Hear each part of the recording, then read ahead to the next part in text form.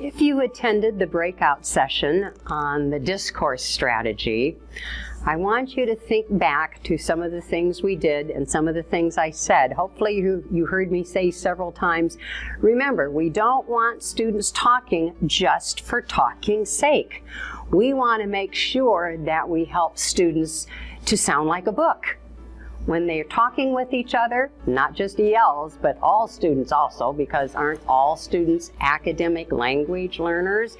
Yes, they are. So we're helping all students in addition to our ELs to sound like a book. We want them to sound like mathematicians. We want them to sound like authors, like historians, like scientists, like Sheldon Cooper.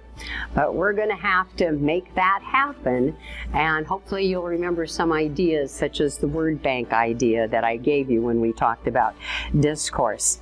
Remember, with ELs, what area do they excel in first when it comes to that WIDA access test?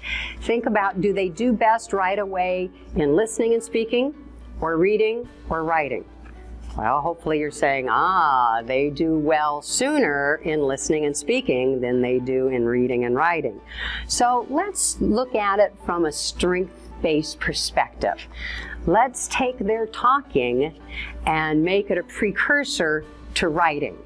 So that's some of the things we did also in the afternoon. We talked about how making sure that students are talking and sounding like a book in order to transfer that to written language as well. Strength-based approach.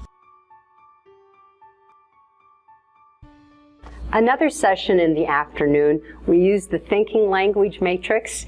Remember, we looked at it for language arts, and we looked at it for math, and we looked at it for science. So I want you, when the year starts, to really come up with those linguistically rich tasks, like we did in the afternoon session, that gives students, especially our ELs, a chance to hear good language models from native English speakers, and it gives them a chance to use the language that they want them to be learning. So all in all, I want you to remember that noisy classrooms are the best classrooms of all, not quiet classrooms.